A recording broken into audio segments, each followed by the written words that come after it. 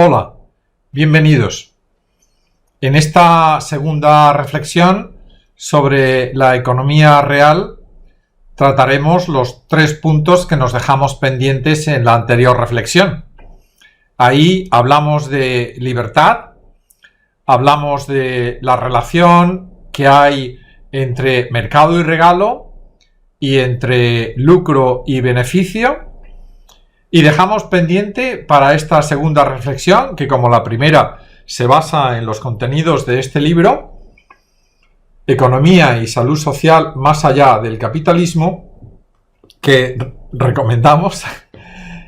Los 3 puntos que nos quedan son los que versan sobre la globalización, sobre la familia y sobre el poder. Reflexiones que hacemos con la idea de enfocar a ese tema general, que es el de la economía real. Le ponemos el calificativo de real porque la economía que muchas veces nos ponen delante los medios de comunicación y la economía de la que se ocupan muchos economistas, pues es solamente media parte de ella. Es la economía dineraria, la economía de bienes materiales, y no se toma tanto en cuenta como se debería de tomar la economía no dineraria, la economía de bienes inmateriales que apuntan a finalidades morales. Pero vayamos a entrar en el asunto, y el primero de ellos es, como hemos anunciado, el de la globalización. Nos referimos a la globalización de capitales, a eso que se ha dado en llamar también capitalismo financiero. Y la primera observación que sacamos es que, pues, ¿cómo es posible, ¿no?, que el capital tenga más derechos que las personas? El capital circula por el mundo, por lo ancho y largo del mundo, sin prácticamente cortapisas, muchas veces sin vigilancia, cosa que las personas no pueden hacer, los trabajadores tampoco. Y de alguna manera, pues le da al capital unas ventajas que producen defectos, producen problemas y apuntan a una lacra que tenemos muy presente en el mundo contemporáneo, que es la lacra de la explotación. Incluso cuando esa explotación no es percibida como tal.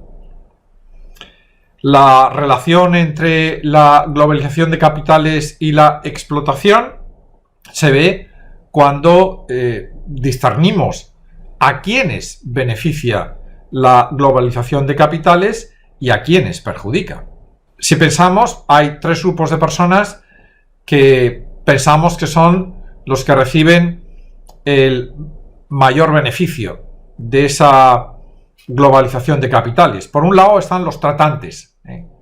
Aquí está, digo tratantes porque a mi juicio merecen la misma categoría moral que los que se dedican a la trata de personas, porque en el efecto producen más o menos lo mismo.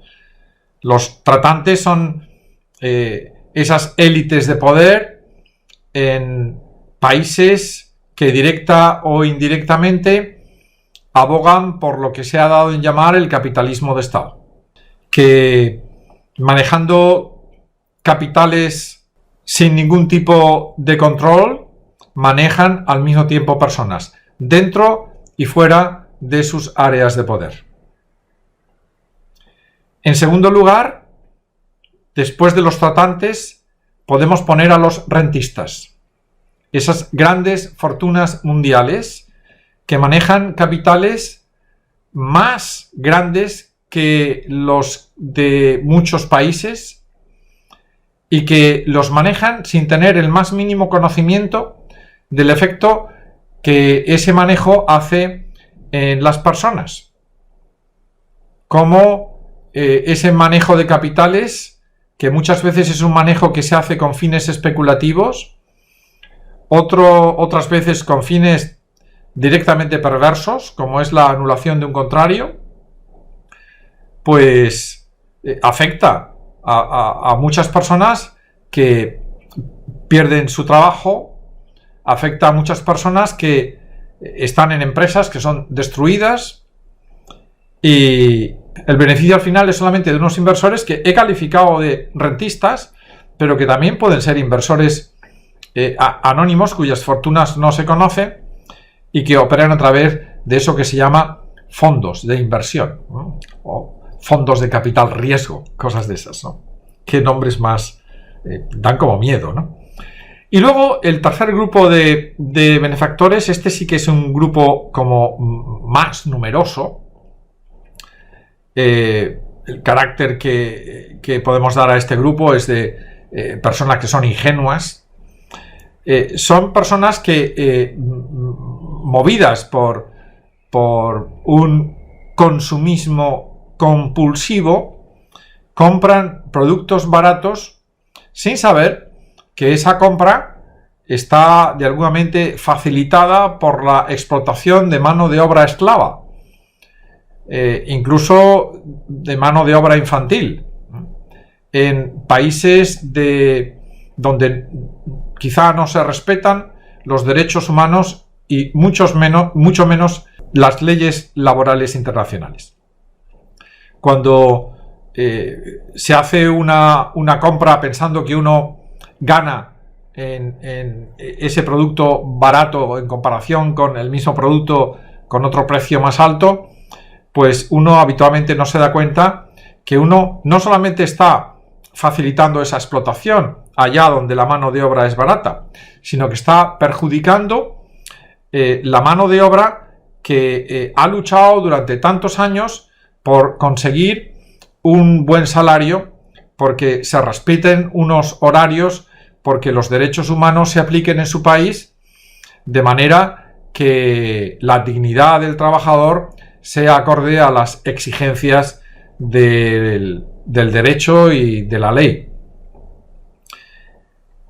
Fuera de estos tres benefactores está pues la gran masa de la humanidad, que difícilmente puede considerarse beneficiada por ese movimiento de capitales que podemos etiquetar, ¿no? Capitales perversos, capital negro, capital que se dedica a la especulación o que trata de configurar monopolios violando las leyes en muchos países.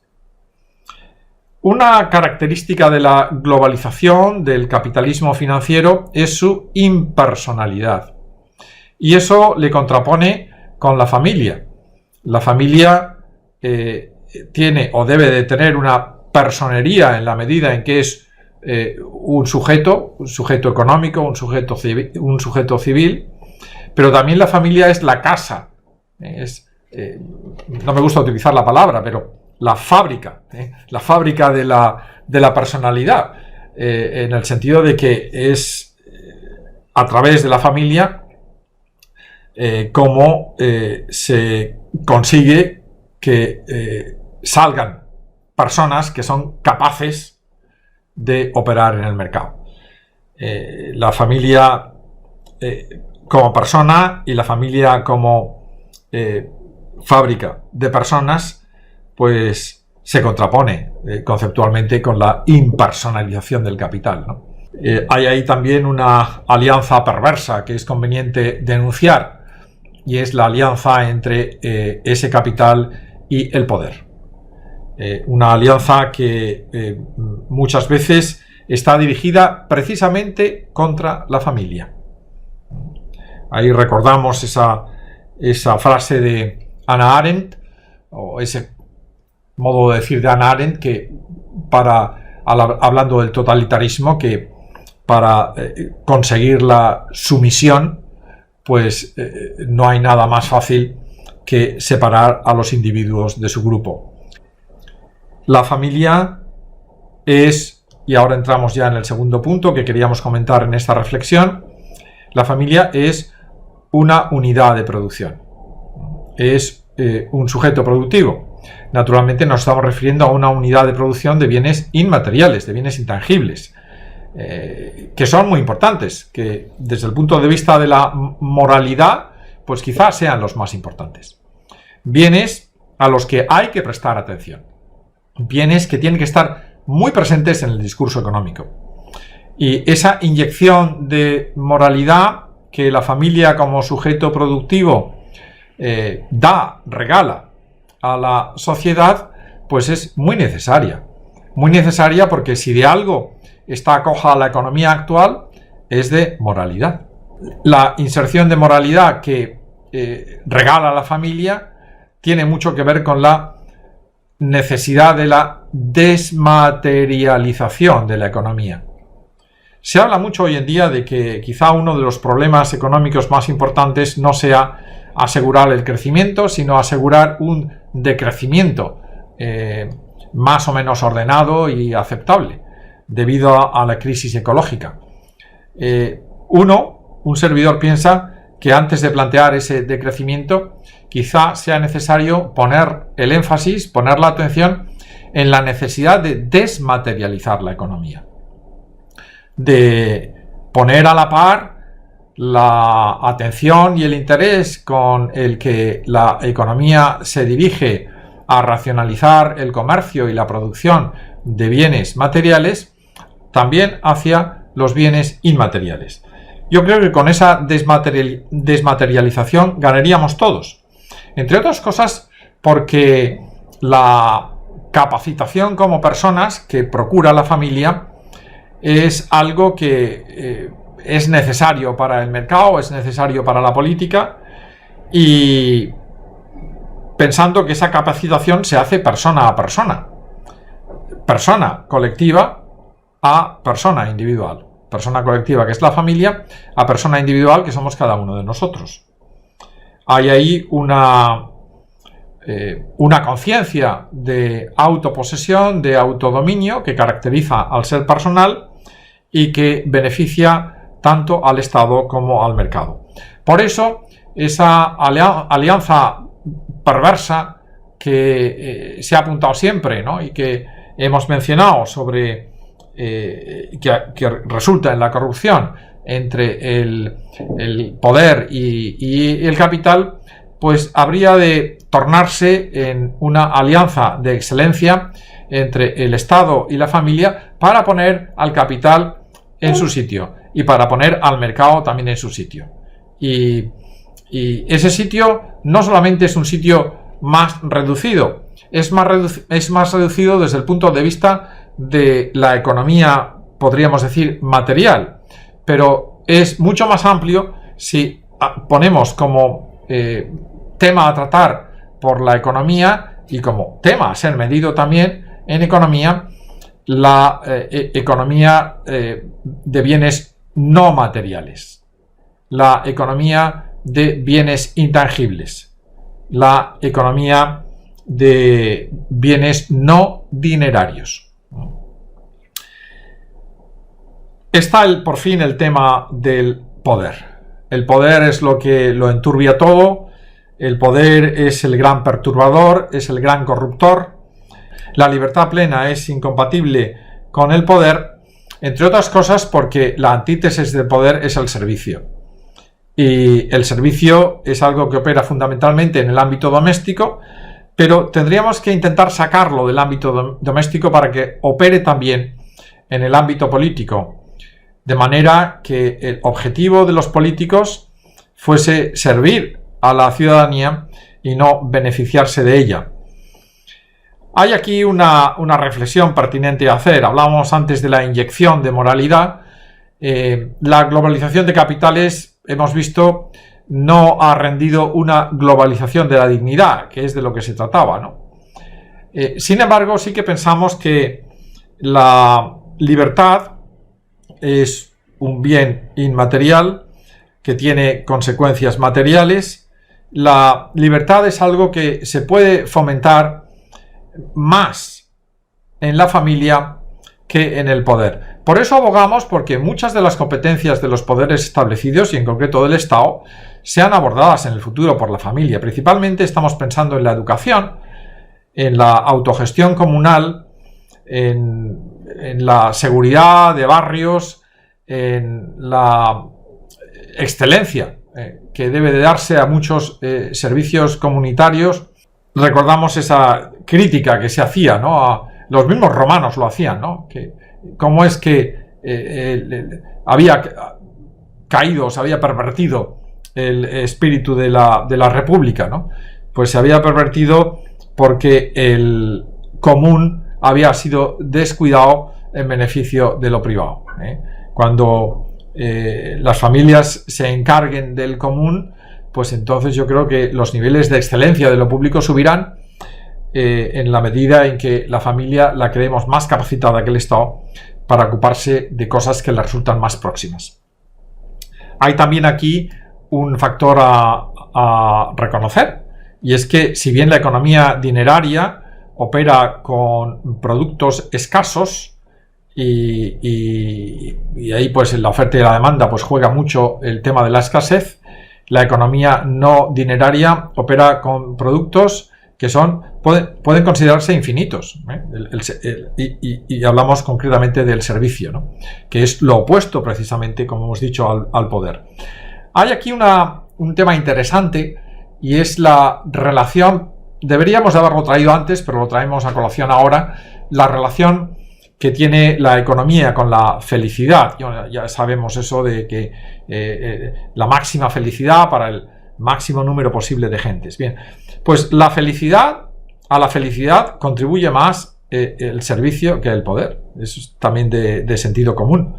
La realidad de la felicidad se conseguiría, la expansión de esa felicidad se conseguiría, o la tendríamos un poquitín más asegurada, en la medida en que consiguiésemos desvincular el poder de la libertad, no ponerlos como algo, un concepto de suma cero, ¿no? Donde hay más poder hay menos libertad, y donde hay más libertad hay menos poder, ¿no? Ahí tiene que entrar también el amor, tiene que entrar también el servicio, y hemos visto antes que podemos ser libres sin poder, la figura del tipo ideal del preso dueño de sí.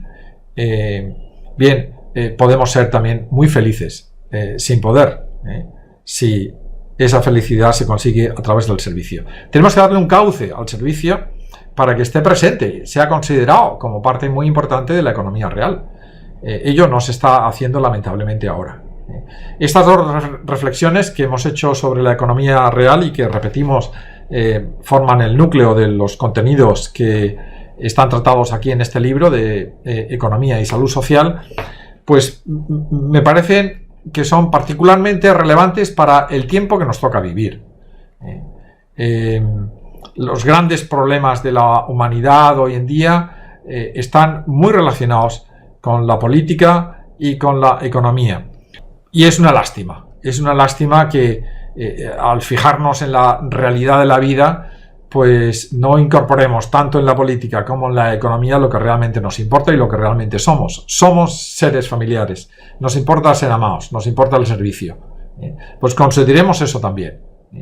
Apostemos por la familia, apostemos por amarnos unos a otros, apostemos por la cooperación en vez de por la competitividad.